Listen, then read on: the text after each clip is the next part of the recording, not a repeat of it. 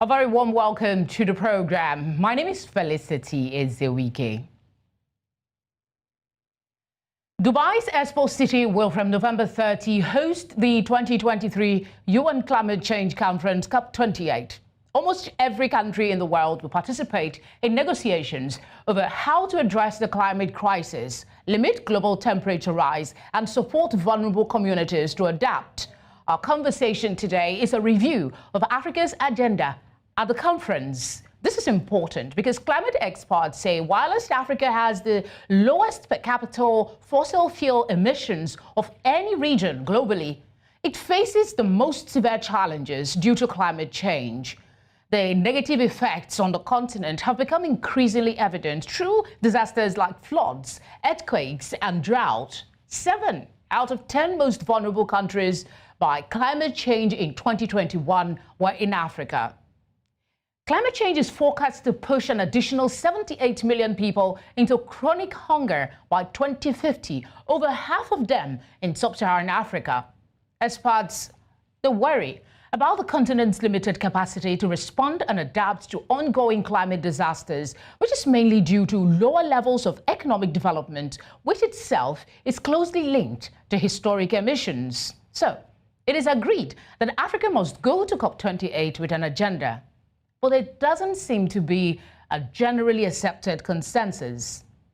At the just concluded Africa Climate Summit, ACS, which took place in September, AU member states signed the Nairobi Declaration, which is proposed to serve as a basis for Africa's common position in the global climate change process to COP28 and beyond. But dissenting voices say the document does not reflect a consensus and the best interest of African nations.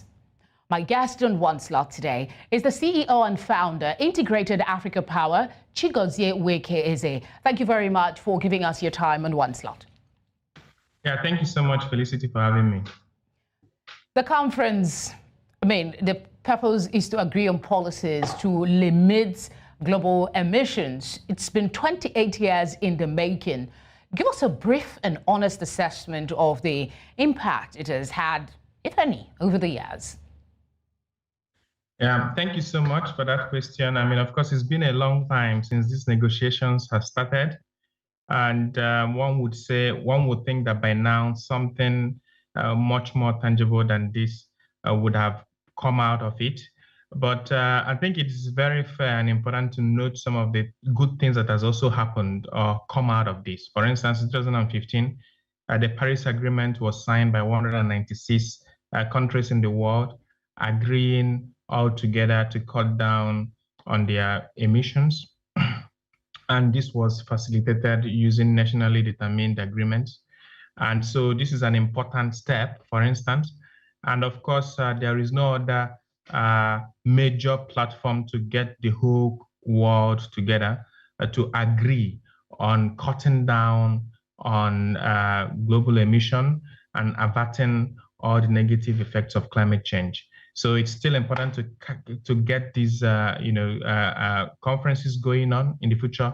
However, there needs to also be more and more improvements, more and more innovation, and more backing up of said agreements and theories with concrete actions on the ground. It is one thing to talk about policies and way forward. It's another thing to follow the ones that has already been established. We know that there is a protocol established, legally binding obligations for developed countries to reduce their greenhouse gas emissions. Africa faces the list. Let's start from there to understand the level of commitment so far in implementing that protocol to its later. Yeah, of course, it's not an easy thing to implement because different developing countries, insofar as they all have one thing in common, that is to say that they want to industrialize and improve their economic growth and development, it is still different in they are all different in their different stages of development and growth, and their different endowment of resources, their different financial budget capacity, population, and so on and so forth. So there is bound to still be a little bit of an unequal commitments and actions to all of these agreements, including the protocols. So this means that there needs to be actually more streamlined and narrowed down country-specific and adaptable solutions, taking into considerations the different situations of each of these different countries. So I think this is important, and to also measure each country according to their own standards. Yeah. All right. The idea is to have an agenda. Before we get to talk about the Nairobi Declaration, I'd like you to please remind us, what is the current state of climate change in Africa, and what are some of the major challenges that the continent continues to face? As you know, it was revised recently that Africa contributes only about 3% of the global emissions. So it is very important to start by noting that most of the emission does not come from Africa. However, it's also been proven that most of the effects of climate change is going to affect mainly sub-Saharan African countries, because they are usually located at the fringes where, floods could easily happen, where droughts could easily happen, and so on and so forth. So it's very, very important to bring up the questions of energy justice, ecological justice in tackling this. That is to say that there has been countries that has historically contributed to the climate change effects we are seeing today, and that they should also take up more of the responsibilities in terms of facilitating, trying to correct this mistake. Of course, some things are already going on, but more clearly needs to be done. African countries, and just together with other developing countries, are not just battling with reducing their impacts on climate change. They are also very strongly moving to improve their livelihoods, to improve energy access, for instance.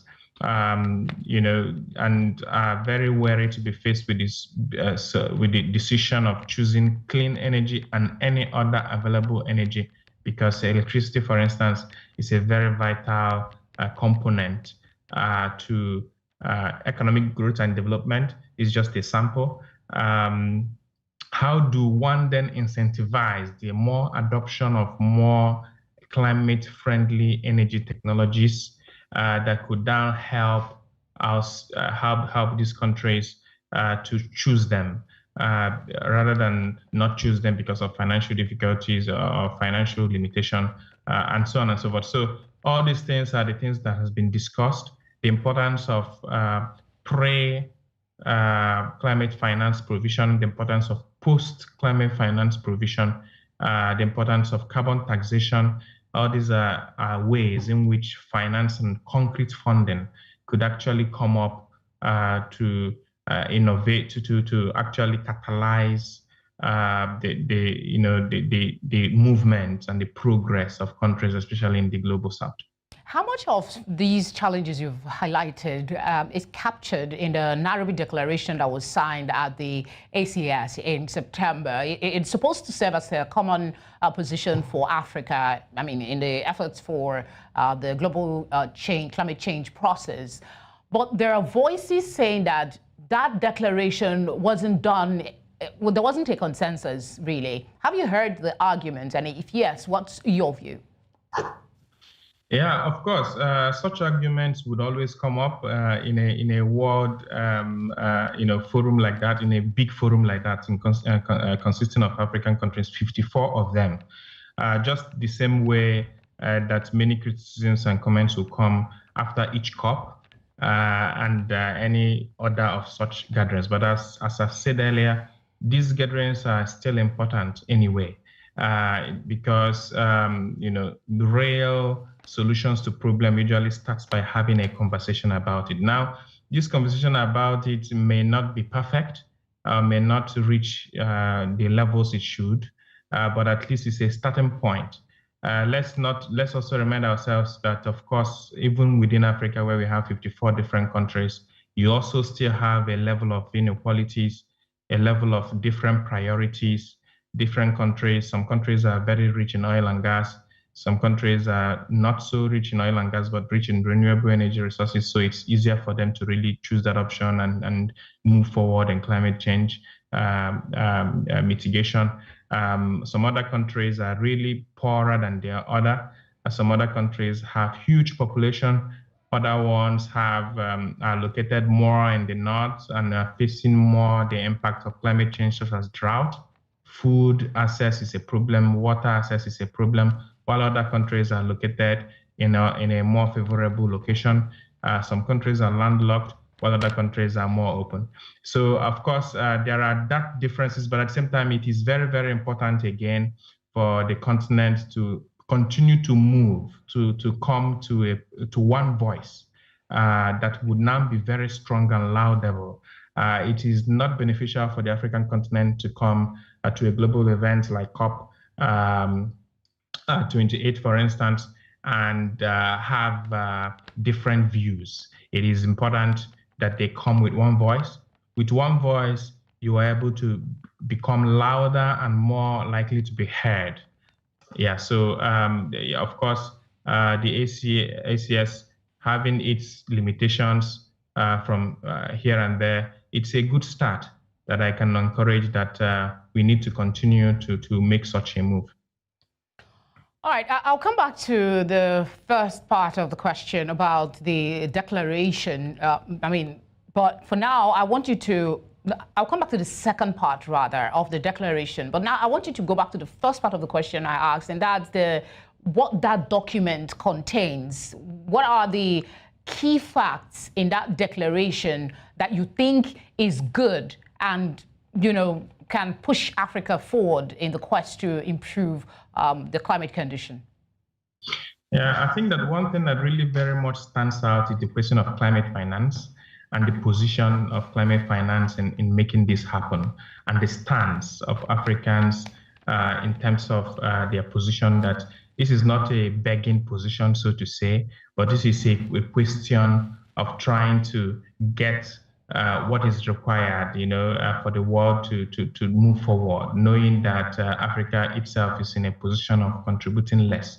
So I think that there has to be a much, much more consideration on what constitutes climate finance, what enables its flow into the continent and into the individual countries. What we have had in the past has been a lot of promises when it comes to such climate financing and governance. So much bureaucracies, so many promises which has not yet materialized on the ground, and yet so much pressure and a little bit of politics, a lot of geopolitics in that discussion. Coming to climate finance and some of it, of course, the likes of CIFs, CDMs, which has come off, and such are tools that we are set aside by UNFCCC to make finance reach countries in Africa, together with other developing countries. But really very little of this has actually been able to trickle down to climate mitigation. For instance, climate adaptation funds, all of this has not been able to really reach African countries to the quantity it needs to in order to begin to contain the spread, the adverse effects of climate change within this continent. So I think that is very, very key to easing the flow of financing, both pre and post financing.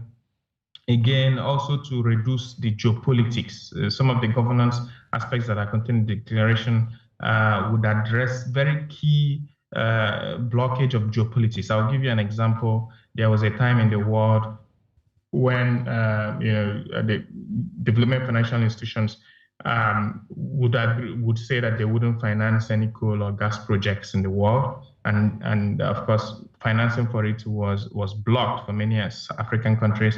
But just after the Russian war that has happened, that seemed to open up again, and because some countries also in the north we are also now developing gas. So those kind of rhetorics and geopolitics also needs to be, and I think that is also well captured and would be mitigated. The question is, would this declaration also then be followed to the latter in a way that would then be of very good advantage to African countries?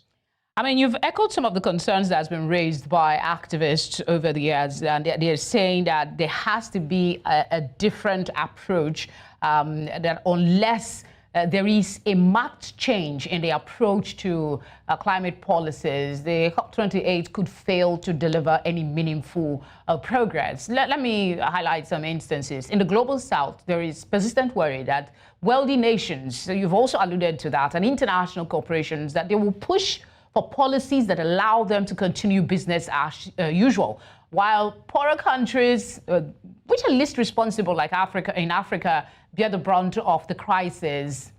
This tendency is not new. It's been observed at previous climate events, including the one that just held in Africa. Do you foresee that some lessons have been learned over the years and there will be a change in the dynamics and the conversations that will be had at COP28? Do you think this warning is important to keep us alert? Yeah, thanks for that question. I think, of course, lessons are always learned every day. In this particular COP28 that is coming up in Dubai, between the 30th of November to the 12th of December, it is expected that so many, innovative solutions will come on the table. In the green zone, there will be a special session for private sector.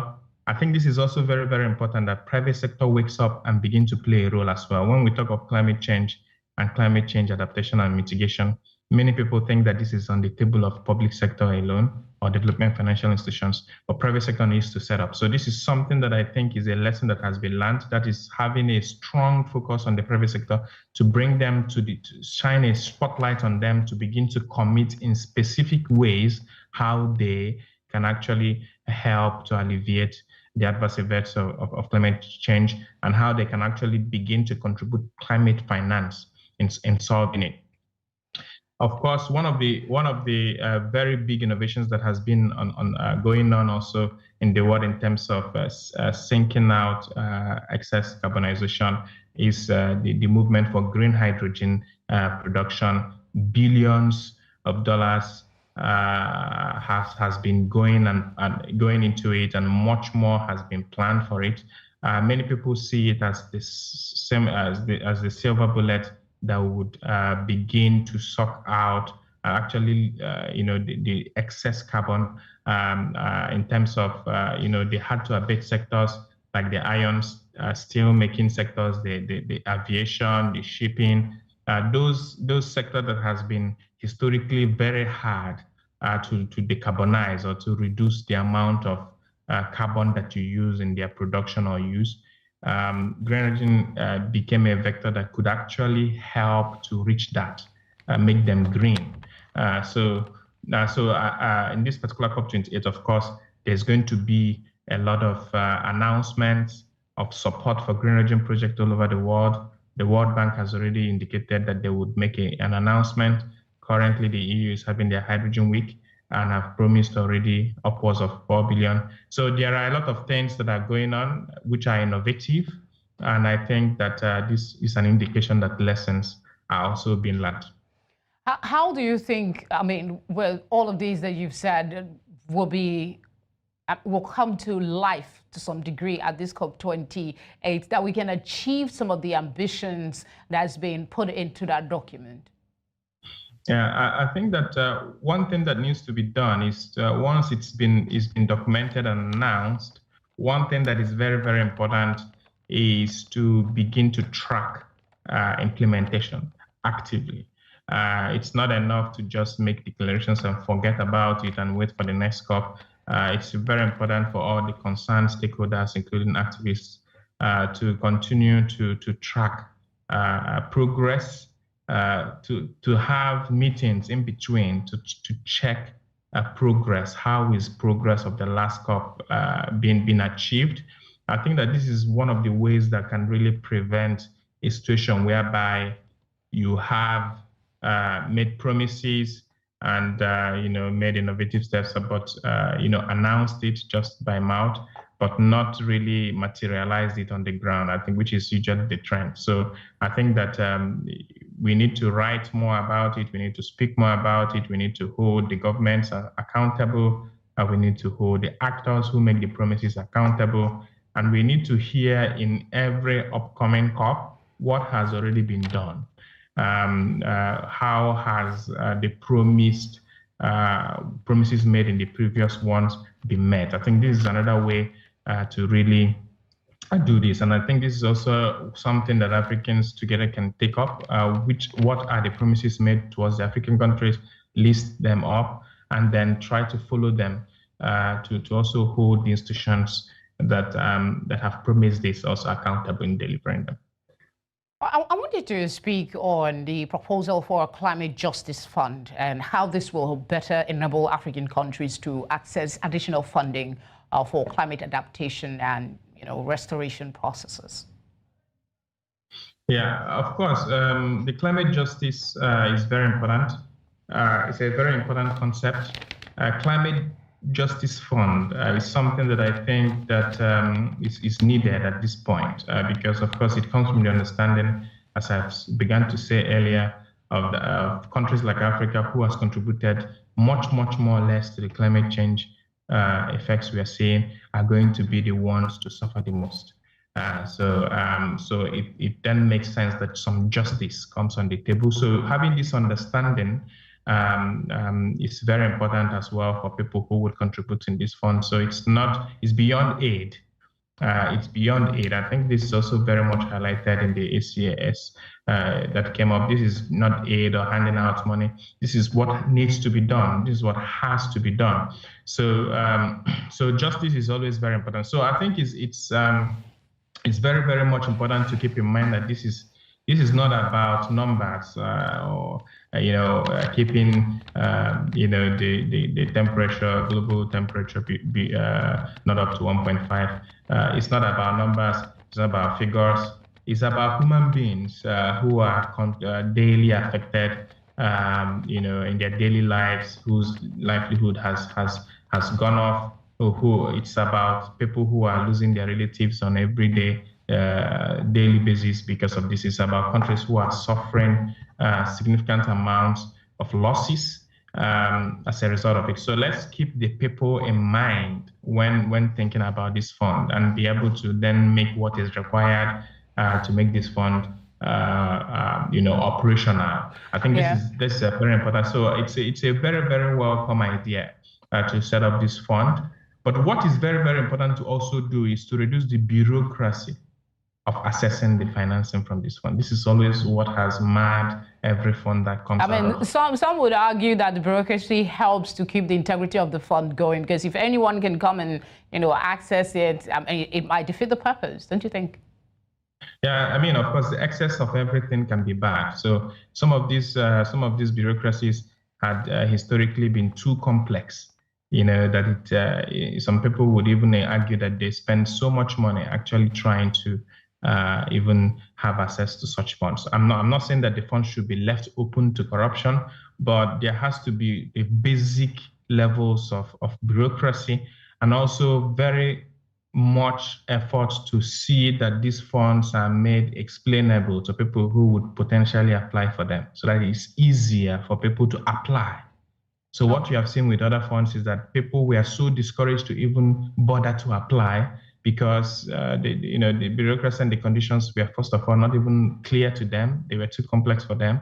They didn't think that they even have chance. So it's important to begin to, first of all, simplify it. Secondly, educate people on how they can access these funds. And thirdly, encourage them to do so. So these are the three things that I think that such a fund, which is very much welcome, but should need to also implement in order to be able to make it effective and touch the lives it's meant to touch. Okay, as we wrap up, I want to ask about the push for technology. How can African countries push for this transfer and capacity building support to enable them implement restoration projects effectively? Because one thing is to, have the funding, the other is to be able to use it appropriately. Yeah, I think that's a very, very important aspect.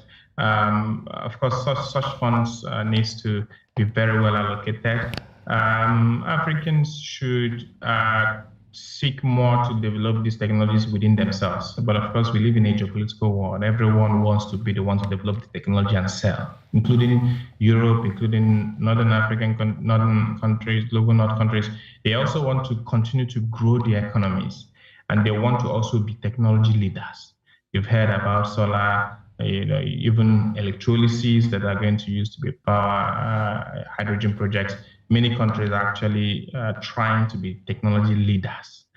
So I think that Africans should also join that trend, especially when you have the resources required for it, the mineral resources.